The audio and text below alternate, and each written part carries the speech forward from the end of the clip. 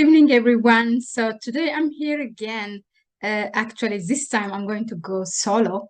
I'm going to talk about there's this thing that's bugging me, the International Commission of Human Rights Experts on Ethiopia that's set up by the President of the United Nations Human Rights Council. So related to that, I'm going to talk about why the establishment of this group is wrong and the report that it came up with is also wrong. Number two, such groups established by the United Nations Human Rights Council are usually a tool to push a neo-colonial agenda in Africa. Number three, okay, they presented their first report, so what's next? And number four, I'm going to throw just, what I think should be done and, my final words on it. Why do I say this International Commission of Human Rights Experts on Ethiopia is wrong?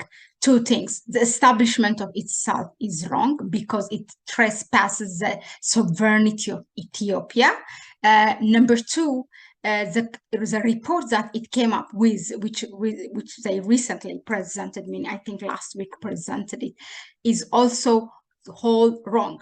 One thing that you have to know is there was a joint investigation by the Ethiopian government, meaning the Human Rights Commission in Ethiopia, and also the High Commission, the United Nations High Commission for Human Rights, that they investigated it together with which has taken nearly 4 months with a thorough field work with a number of hundreds of confidential interviews and a number of meetings, and they came up with a report which was actually commended by a number of European countries, including the US, UK, Australia, Canada, and also the Nordic countries. So this was commended, and then the president of the United Nations Human Rights Council set up this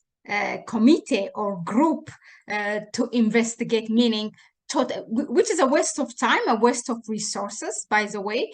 Forget the whole technicality and details of it. So that's one. That's why I say it's wrong. You start from the establishment of it and then the reports that it came up with. What they did is actually the new group, they conducted their research, what they call it a virtual report, and with less than 3 months, and compared to a field work that has been done by the joint investigation of the Ethiopian government and the United Nations High Commission for Human Rights. Which one is, I will just leave it up to you. Secondly, why I say that this group or such groups in general are a tool for to push neo-colonial agenda.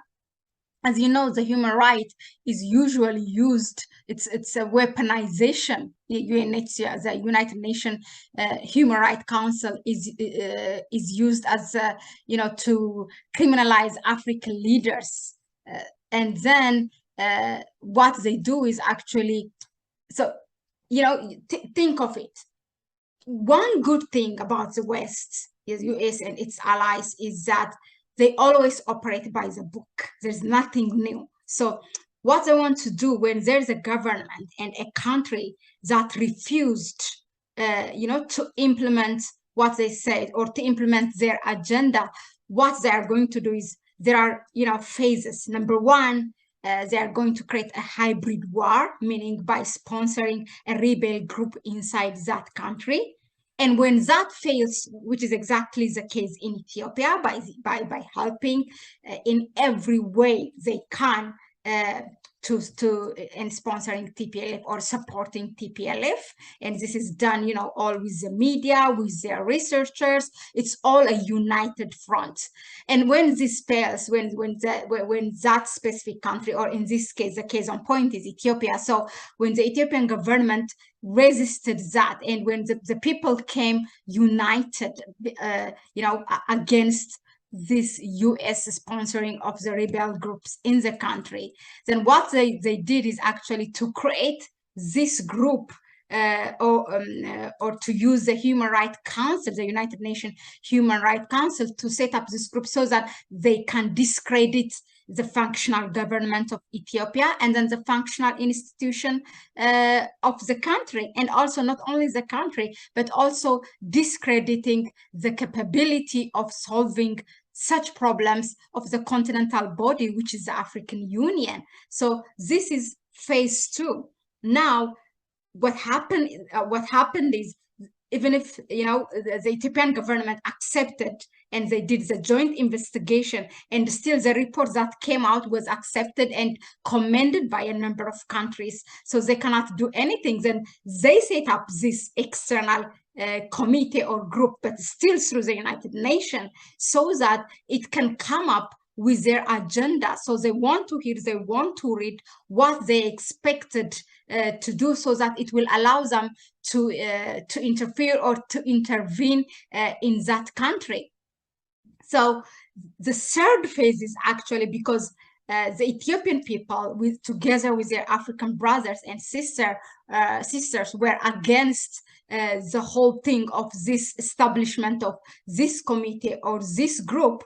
Then they throw an African face or a black face into it. Mind you, this group is composed of 3 people, led by the Kenyan woman Kari Murungi. The second one is Stephen Ratner, which is American, and then there's a Sri Lankan lady. The last 2 have already their own track, what they did in Sri Lanka and in Cambodia. So it was kind of a copy-paste. Now they bring this Kari Muringi, which is a Kenyan lady or a Kenyan woman, to say, okay, you know what? You say that the African Union is able to do it. We are also bringing an African face, so that let's see what's going to happen. So when the report came out, it was totally bashing Ethiopia, and totally, it was like a mouthpiece of the TPLF itself. And these people are actually not randomly selected. They are, their track shows specifically Kari Muringi has been outrightly supporting TPLF on her social media, which since then actually has been deleted from her accounts. Not only this, actually, Kari Murungi has also a history of she served to solve the problem or the conflict that arose during, I think, in 2013 during the disputed Kenyan election, which actually there were casualties of 1,500 Kenyans have lost their lives, and more than 300,000 people have been displaced. And Kari Murungi during her time have said nothing about this, so what do we expect from her? And she was there publicly on her social media supporting TPLF. I mean, there's no neutrality there. How could you bring such a person without even doing its due diligence? I mean, no offense on Kenya, because we have seen heroic women like Maureen Acheng, who paid a price for standing for the truth. It's all about to show the wrong of the institution and its motives. By the way, there's nothing new, throwing an African face or putting a black face while the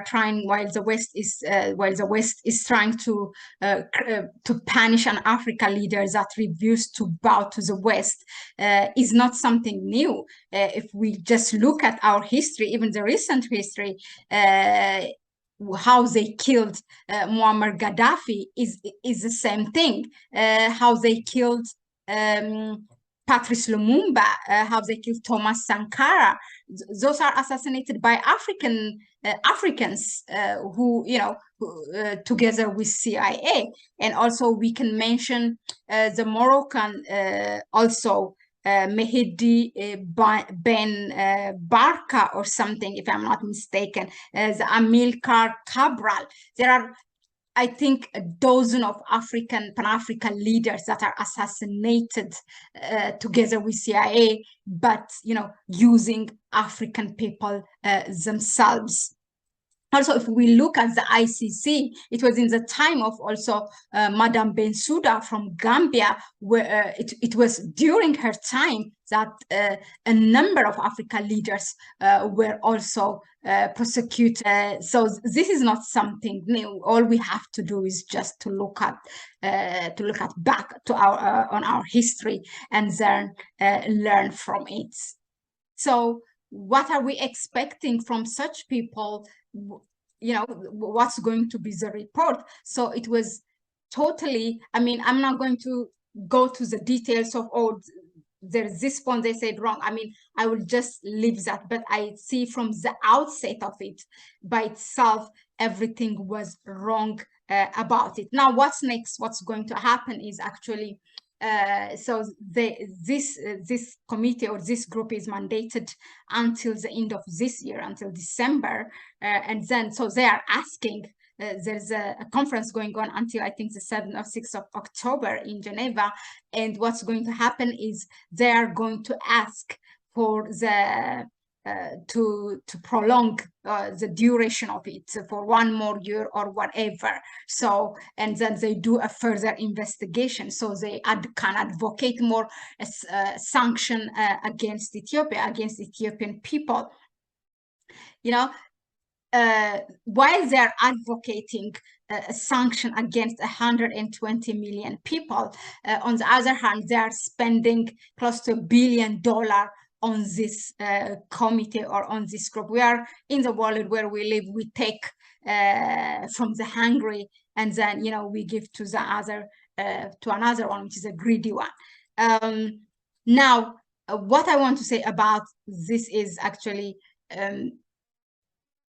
bad news for the West. The Ethiopians are not going to back down, or they're not going to bow down. So Ethiopia will continue to prevail, not only for its people, but also it has that obligation to keep the freedom torch high in the sky for the global African people. In the words of, I think it was recently the Prime Minister that tweeted, Ethiopia, the West may deny Ethiopia funds, donation. The West may deny Ethiopia loans, to do some development, its development projects. And the West may deny also visas to Ethiopia, but they can never take away our sovereignty. They can never take away our freedom from us. You ask me what is the solution, a long-lasting solution for this is because the West will always use the United Nations Human Rights Council to criminalize African leaders and other countries globally who refuse to obey or to implement the West agenda. So the long-lasting solution as an African, what I suggest is actually we have to reform the United Nations. The African leaders have to push that agenda. Our leaders have to do more than a lip service. Yes, we have seen them during the conference at the United Nations recently, talking about getting a permanent seat in the UN Security Council. But they really have to push that agenda. Unless that is implemented, Africa, should withdraw from the membership of the United Nations. And let's see when that happens, what will the UN will do. So unless we do that, there's no long-lasting solution. Reforming the United Nations and for Africa to get a permanent seat in the UN Security Council. And also Africans globally have to, they have to advocate for this. Let me give you food for thought. I think it was Fidel Castro who said that, those who literally, have changed humanity, not only for decades, for centuries, how can they teach us humanity to us? So in the name of human rights, punishing us. I will just leave that up to you.